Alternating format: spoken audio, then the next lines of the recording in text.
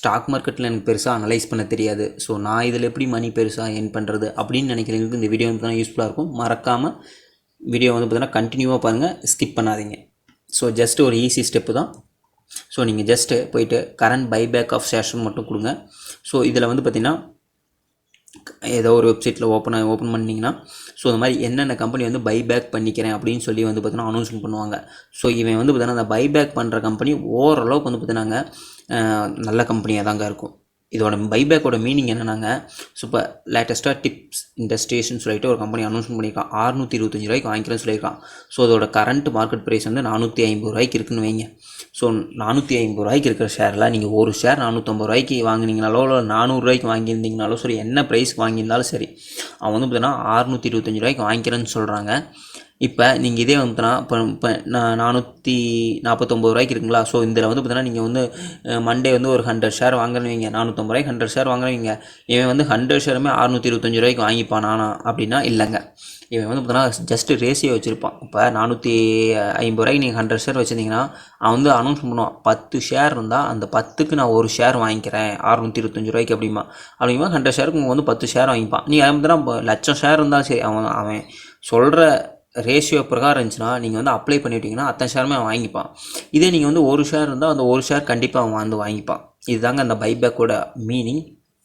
So இதில் வந்து பார்த்தீங்கன்னா இதில் நீங்கள் செக் பண்ணுங்கள், ஓரளவுக்கு வந்து பார்த்திங்கன்னா நல்ல கம்பெனி, ஓரளவுக்கு நீங்கள் கேள்விப்பட்ட ஸ்டாண்டர்டான கம்பெனியாக இருக்கிறத வந்து பார்த்திங்கன்னா அப்ளை பண்ணுங்கள். எல்லா கம்பெனியும் அப்ளை பண்ணணும்னு இல்லைங்க, ஓரளவுக்கு நல்ல கம்பெனி தான் இந்த பைபேக் வந்து டெண்டரை விடுவான்.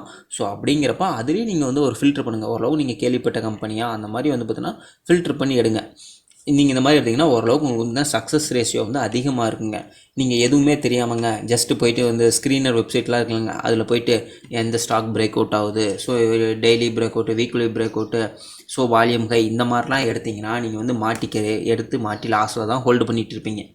ஸோ அதுக்கு இது வந்து எவ்வளவோ ஒரு பெஸ்ட்டான விஷயம். இவன் வந்து பார்த்தீங்கன்னாங்க ஓரளவுக்கு ஸ்டாண்டர்டான கம்பெனி. ஜஸ்ட்டு நீங்கள் இதையே போய்ட்டு ஒரு இது பண்ணுங்களேன்,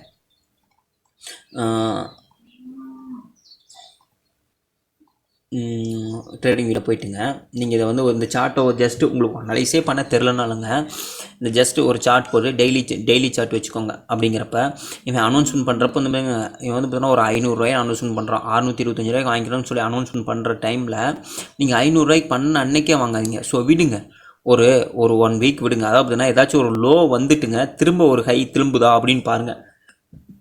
டே சார்ட்டில் பார்த்துக்கிட்டே இருந்தீங்கன்னா இந்த மாதிரி கேண்டில்லாம் வேலிடாக பார்க்காதீங்க. ஸோ ஓரளவுக்கு ஒரு ஹை வந்திருக்கானா, திரும்ப ஏதாச்சும் ஒரு லோ லைட்டாக ஒரு லோ கொடுத்துட்டு திரும்புறான்னு வச்சுக்கோங்க. அதை விட உங்களுக்கு இன்னொரு பெஸ்ட்டான விஷயம் என்னென்னாங்க, அவன் வந்து கரண்ட்டாக 500 ரூபாய் இருக்கும்போது அனௌன்ஸ்மெண்ட் பண்ணுறான்னா அவன் 625 ரூபாய்க்கு வாங்கிக்கிறான்னு வைங்க. அப்போ 625க்கும் 500க்கும் டிஃப்ரெண்ட் வந்து பார்த்தீங்கன்னா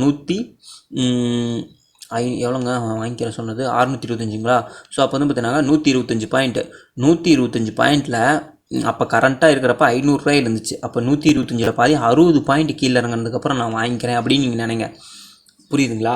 அப்படிங்கிறப்ப இப்போ வந்து 500 ரூபாயில் இருக்க அனௌன்ஸ் பண்ணுறப்ப 60 பாயிண்ட் கம்மினேங்க அவ்வளோங்க, 440 ரூபாய்க்கு வாங்கிக்கிறேன் அப்படின்னு நீங்கள் அந்த ஒரு கால்குலேஷன் பண்ணி நீங்கள் வந்து அந்த இடத்துல வாங்கினீங்கன்னா ஓரளவுக்கு உங்களுக்கு வந்து சக்ஸஸ் ரேஷியோ வந்து அதிகங்க. ஸோ நீங்கள் இதை விட்டுட்டு நீங்கள் வந்து பார்த்தீங்கன்னா மற்ற ஸ்க்ரீனர்ஸ் அந்த மாதிரி ஒரு வெப்சைட்லாம் போய் வாங்குறது, அனலைஸ் பண்ணி வாங்குறது, அது வந்து பார்த்தீங்கன்னா மேக்ஸிமம் லாஸில் தான் நீங்கள் வந்து ஹோல்டு பண்ணிகிட்டு இருப்பீங்க. மேக்ஸிமம் ஹோல்டு பண்ணிவிங்க, ஏதோ மினிமம் ஏதோ 1-2 வந்திருக்கும். ஸோ இந்த மாதிரி நீங்கள் வந்து அனலைஸ் பண்ணி வாங்க.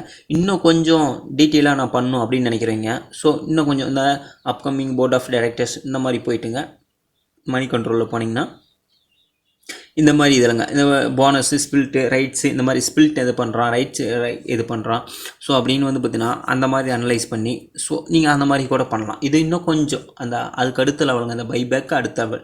ஸோ இந்த மாதிரி நீங்கள் வந்து பார்த்தீங்கன்னா ஃபண்டமெண்டலாக ஓரளவுக்கு செக் பண்ணிங்க வாங்கினீங்கன்னா ஓரளவுக்கு ரிட்டர்ன் அப்படியே கான்ஸ்டண்ட்டாக வந்துக்கிட்டே இருக்கலாங்க. ஸோ இது வந்து பார்த்தீங்கன்னா ஒரு ஈஸியாக வந்து பார்த்தீங்கன்னா ஏர்ன் பண்ணுறக்கூடிய மெத்தடு. ஸோ இந்த வீடியோ வந்து பார்த்தீங்கன்னா உங்களுக்கு யூஸ்ஃபுல்லாக இருந்துச்சுன்னா மறக்காமல் லைக் பண்ணுங்கள், கமெண்ட் பண்ணுங்கள், சேனலை சப்ஸ்கிரைப் பண்ணுங்கள்.